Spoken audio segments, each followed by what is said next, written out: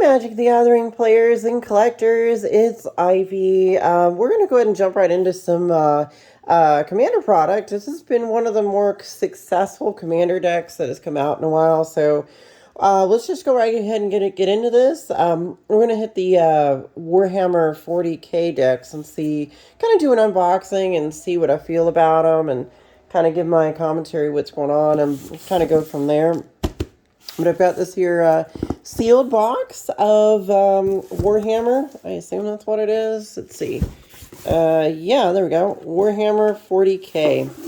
So I will say this. A lot of the Commander decks have been coming out with these sets are really kind of underwhelming. But this one, it is part of that whole Universes Beyond deal. And honestly, I think that from what I've seen, this has got some pretty good cards in it. So we're going to go ahead and check it out. I do want to get, a hold of some of these cards. They look like they're pretty good. Let's take a look at these decks. Ooh, okay.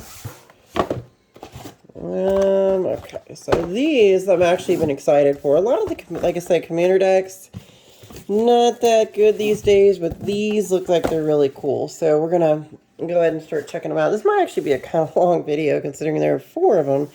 I might go ahead and divide it into 2 videos then. If there's 4 decks, we'll see how quickly we can kind of scroll through them.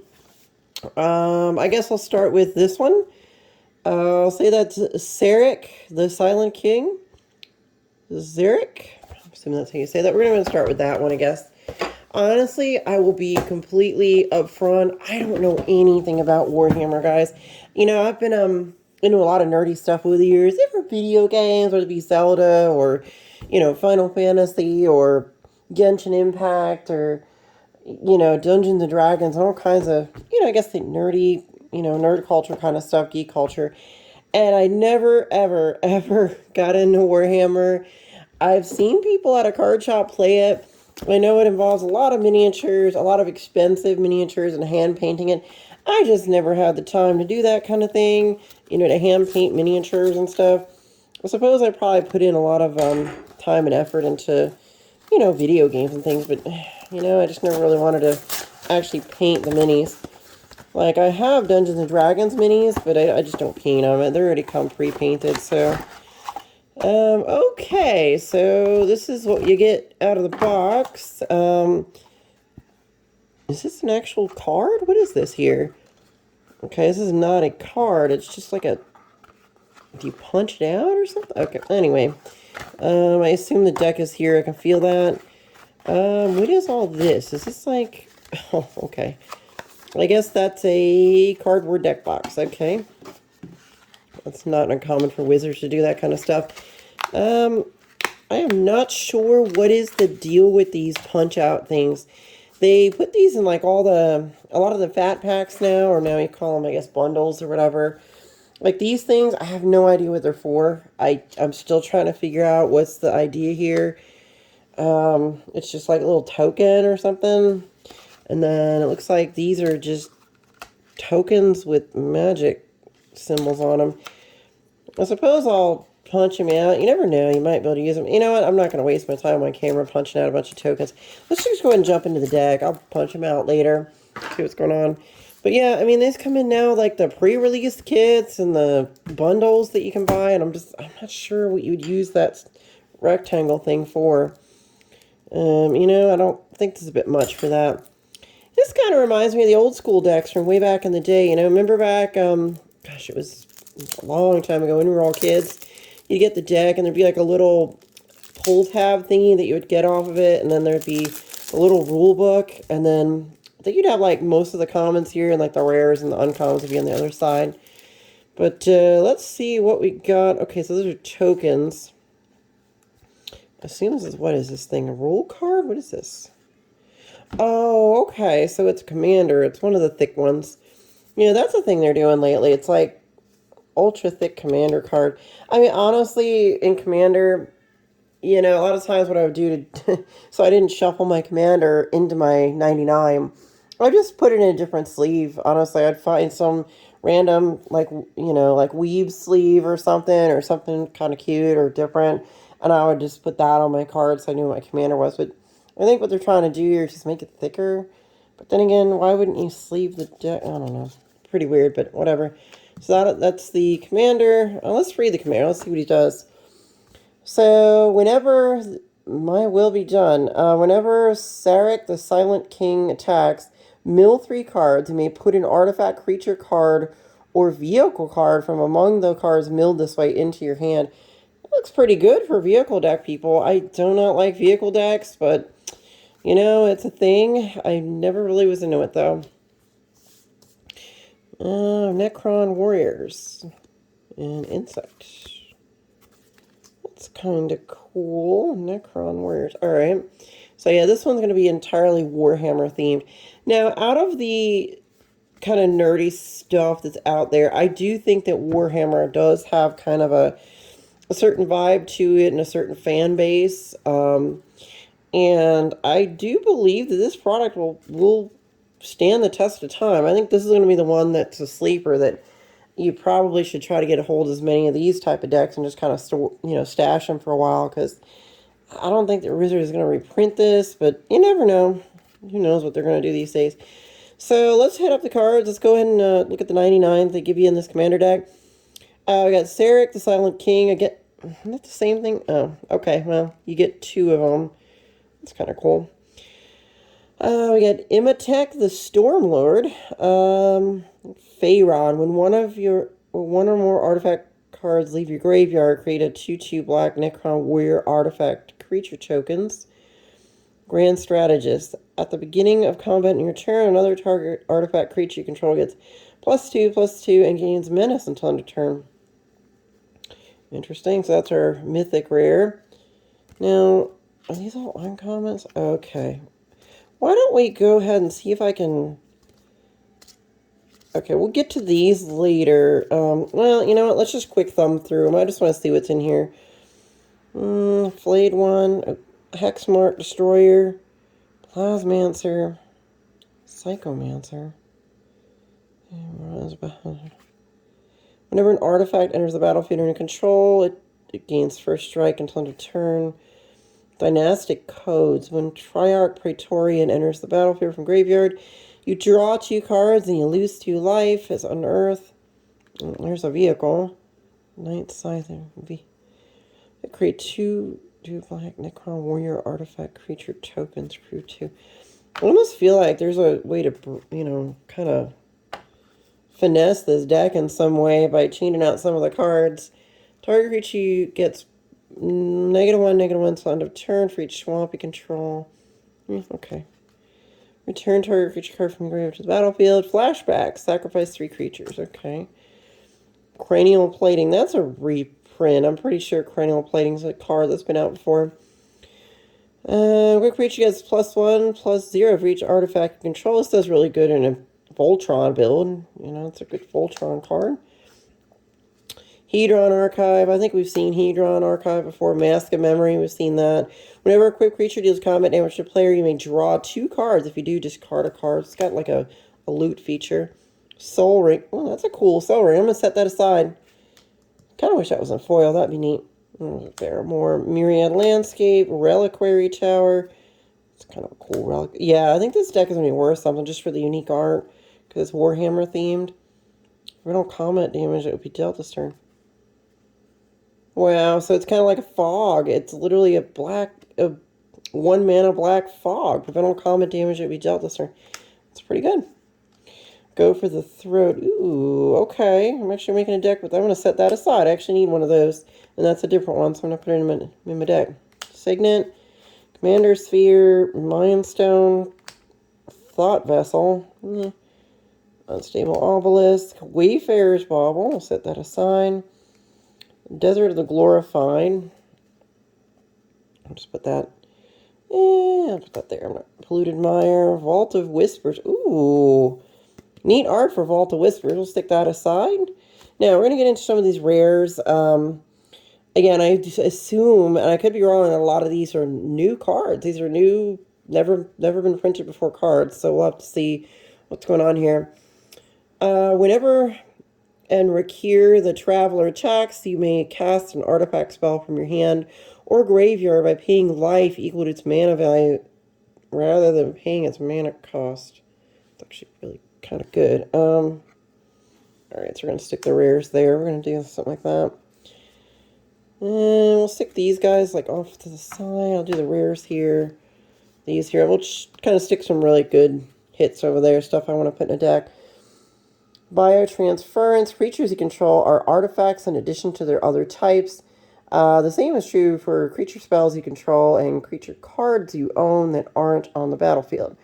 Whenever you cast an artifact spell, you lose 1 life and you create a 2/2 black Necron warrior artifact creature token. That's pretty cool. Chronomancer. It's got flying, automatic transmutation. Sacrifice another artifact, draw a card. That's pretty good. We're an artifact build deck. Now, if you're doing black plus another color with artifacts, this deck could actually really kind of shine if you know what you're doing. I can see how that would be a thing. Cryptek. Choose another target artifact creature you control. When that creature dies, its turn, return to the battlefield tapped under your control. Oh, that's kind of cool. I could see that getting... Secrets of the Soul. Sacrifice another creature. Add an amount of black mana equal to the sacrificed creature's mana value. Is mana value? You know, like I said, this looks like something that could seriously be finessed. Whoa. Low Curse, Heavy Destroyer, artifact creature. With the battlefield, each player sacrifices a creature. Wow, there's a lot of interesting stuff going on in here. And sacrifice this, return all legendary creature cards from your graveyard to your hand. Drop this into a legendary deck, I guess. Maybe like Planeswalkers, Super Friends, maybe. When Necron Deathmark enters the battlefield, destroy up to 1 target creature. And target player mills 3 cards. He costs 5, so he's kind of high. Untapped artifacts control. Get target opponent loses X life. Tap X. Really? Jeez. Okay. I just feel like this really could get manipulated. I can see a lot of potential in some of these cards. Out of the Tombs.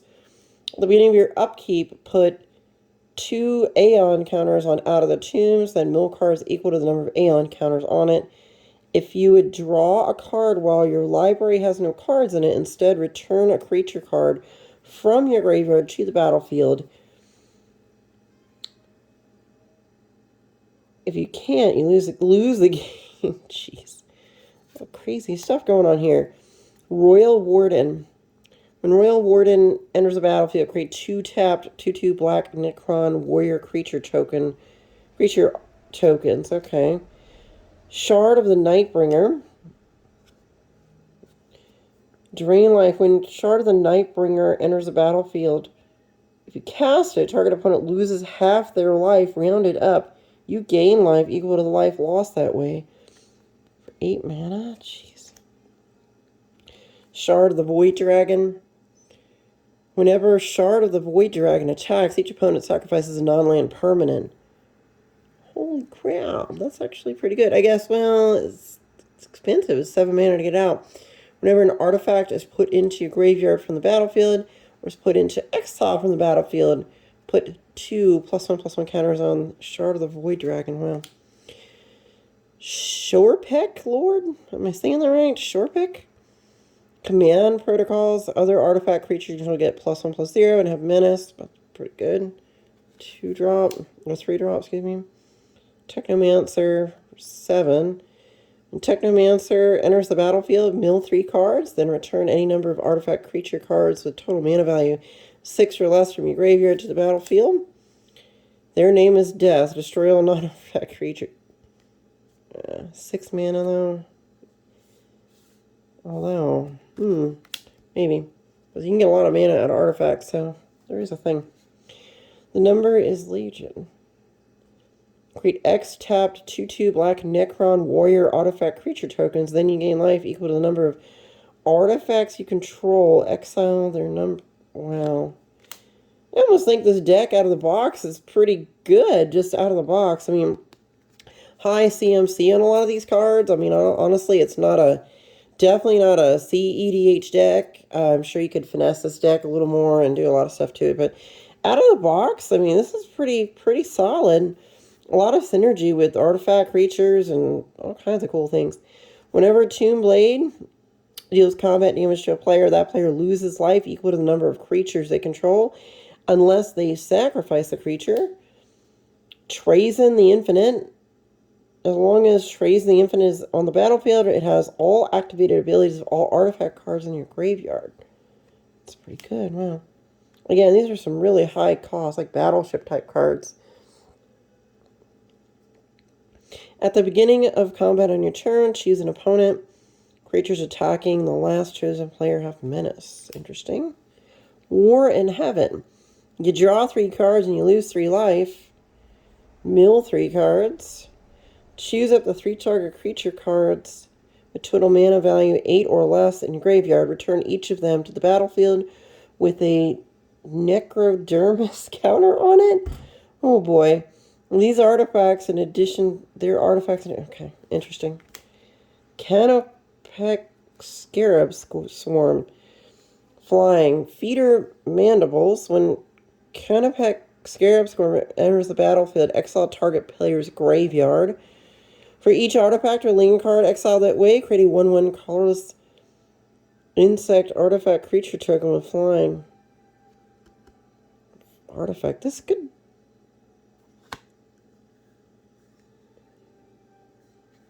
Wow. Interesting. Whenever another non-token artifact creature or vehicle enters the battlefield under your control, draw a card. Non-token artifact creature. I could see this being, well, it's a 5-drop. It's not bad. It's interesting. It is a 5-drop though. Tomb Sentinel.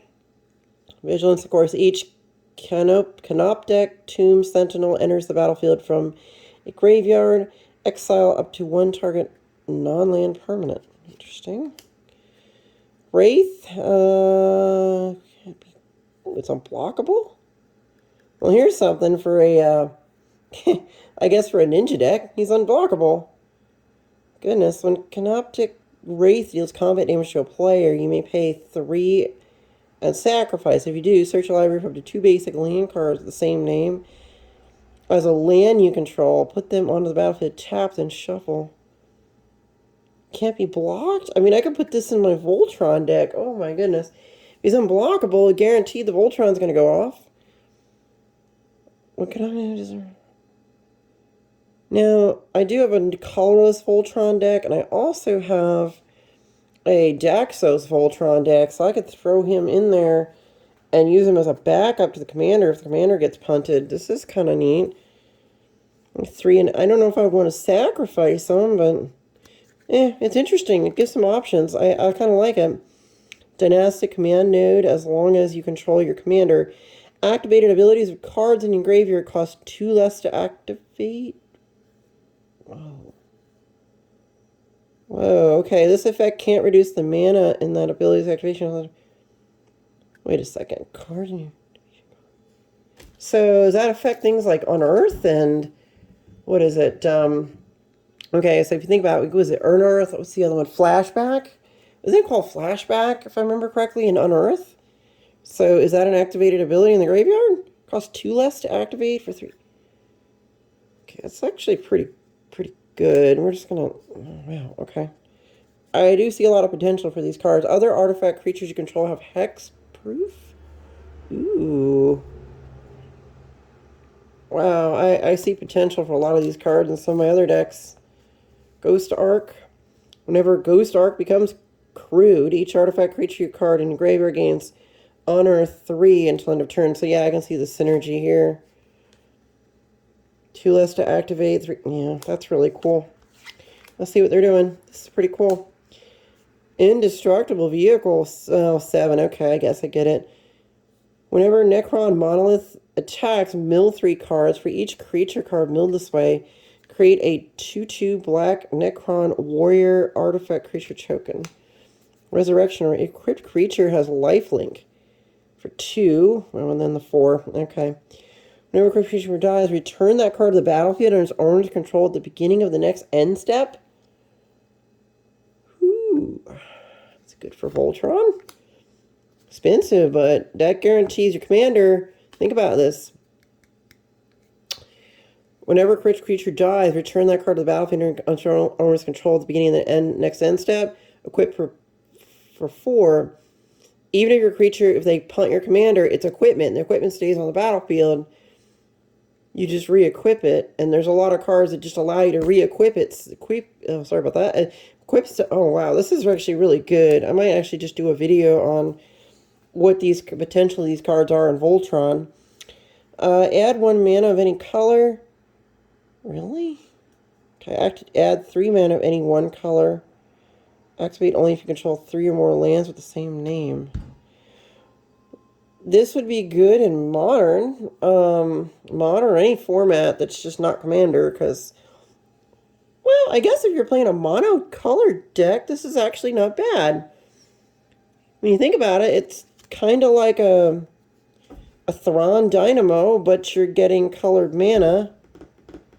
It's kind of like a, what is it, Lotus Field? I think Lotus Field does this. But I think Lotus Field only does that part, and you have to sack 2 lands to do. These are actually pretty good. Guys, there's a lot of potential in some of these cards. I'm already seeing, like, deck upgrades in here and all kinds of cool things. Let's see. What is... Exile the Tomb Fortress, mill 4 cards, and return a creature card from the graveyard to the battlefield? Ooh, activate only say... High cost, but it's kind of cool. Beacon of Unrest. Put target artifact or creature card from a graveyard into the battlefield under your control. Shuffle Beacon. 5 is a bit high. Each player exiles all creature cards from their graveyard, then sacrifices all creatures they control, then puts all cards they exile this way into the battlefield. Interesting. All creatures get -1, -1, so for each swamp you control. Oh, okay, so this is a board wipe, fundamentally. If you're playing a mono black deck, you run this, and that's just board wiped. You know, even indestructible creatures are... It's actually a really good board wipe if you think about it. If you're playing a mono black or something where you know you're going to have a lot of swamps in play. Wow. Oh, comes with a Caged Sun. That's a good card. Yeah, for mono black. Endless Atlas. Draw 3. Okay, yeah, this is a reprint though. Okay, we know what it does. I don't like if you call it. Yeah. Gilded Lotus. This is a really good deck. Whoa. Okay. Yeah, see, this is why I bought these. This is some good stuff, guys. I think what we're going to do is I'm going to separate these into individual videos per deck. So I don't think we're going to be able to make it like all 4 decks on one video. I don't expect you guys to sit through 2 hours of Magic. Just, you know, have a seat, grab a cup of coffee, you know, watch this deck, come back, watch the next deck. We'll kind of go from there. You may look at the top card of your library at any time. You may cast artifact spells and colorless spells from the top of your library. Pay 1 life. Exile the top card of your... Not bad. It's kind of like Oracle of Moldea in a way. You may have Sculpting Skill. Oh, great card. I've used it before in Voltron build. And this appears to be all the lands. Alright, guys. I'm going to call it that this is really good. Okay, first of all, Sculpting Steel is a great card for any Voltron build, because you can basically copy any of your equipment and just duplicate you have a Sword of Fire and Ice or Sword of Hearth and Home or something, you might as well drop this guy, because then you have 2 of them, you're just copying the other one, so that's awesome. Great card. This allows you to do some shenanigans. Gilded Lotus used to be a very valuable card, and the reprint, sure, we'll take it. Atlas, it's okay. Caged Sun, great for monocolor. I'm just going to do a review because, you know, I know I covered them, but I just want to make sure you guys are aware. This card, I have a feeling this is going to get some use in a bunch of decks. Meaning that you can add 1 mana of any color when it comes out. But, of course, if you have Threshold here on these lands, you're getting 3. It's ramp on... That's some good ramp. You know, I like it. Like this thing, whenever a creature dies, return... again, this is just review. So you've already seen the card, but I think these right here, for the stuff like this equipment, for Voltron is really going to be good. And let's see. Other artifact creatures. I mean, this can go easily in like a... an Urza Lord High Artificer deck. There's a few different decks that I can see a lot of these going into. Yeah, I'm calling it. This is a good set. Good commander product. I was waiting for something really kind of an eye-popping commander product, and this seems to be the one. You know, this is kind of like, I would call it Commander 2022 is probably what this would be like, you know. A lot of interesting little uncommons, good cards to have in your collection. I think the values here, I think these cost about, depending on the store, anywhere from $160 to $200, I guess. Definitely worth it. Grab these. These are actually really good. I'm calling it that the value is in there. The 4 decks for, you know, you get 4 decks for about 150 to 200 is actually not bad. And there's great cards in these decks too. I mean, if you price it out, the deck's only what, maybe $40 per deck, maybe $30 per deck. It's not bad. I gotta give it credit. I like them. So guys, thanks for watching my video. I think we're just going to do one deck at a time, kind of roll through them and kind of feel out the cards to see what kind of ideas and other decks we might be able to throw some of this stuff into. I see a lot of equipment builds, like I said, and people that want to do vehicles. If you want to just keep this deck and try to, you know, upgrade it, I'm sure you could, you know, if you want that particular commander and want to do stuff with them. But I already have a lot of commander decks I really am used to playing, and I like them. But I see some upgrades and some adds and some art changes and adjustments. So, you know, I'm not complaining. This seems like a really solid commander product that Wizards, you know, yeah, has zero to do with the Magic universe, but it's all about cards. You know, it's all about the game piece a lot of times. Is the game piece going to be playable? You know, the theme, I don't have anything against Warhammer. It's pretty cool. There's a lot of video games for Warhammer and tabletop and all that. You know, and it's definitely in the wheelhouse of what I consider, you know, now Transformers, they're doing Transformers stuff now. Nah, it is a nerdy thing. I get it. We all grew up with that kind of stuff. If you were a guy, you probably had that stuff in your closet. We all have, you know, if your brother had those toys, you know, girls probably got the Barbies and the My Little Ponies and stuff. You know, I had all that stuff. I had those, you know, all those kind of toys when I was a little kid, and just little plushies and whatnot. But, you know, I'm just like thinking to myself, do we need to have it in Magic? I don't know.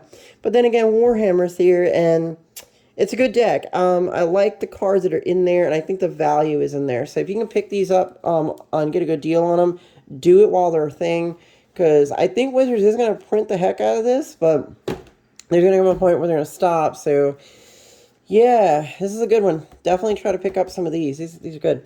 All right, guys, thank you for watching and following along with my videos and things. Please like and subscribe to my channel. Just go ahead and drop me some comments. What did you think about the Warhammer deck? What decks do you have that you think you could drop some of these into? Because a lot of those decks you have, I probably have them too. I have some Voltrons. I don't have a vehicle deck, but I do have a lot of, you know, graveyard recursion, all kinds of crazy stuff. So, anyway, until the next video, I will see you soon. Bye.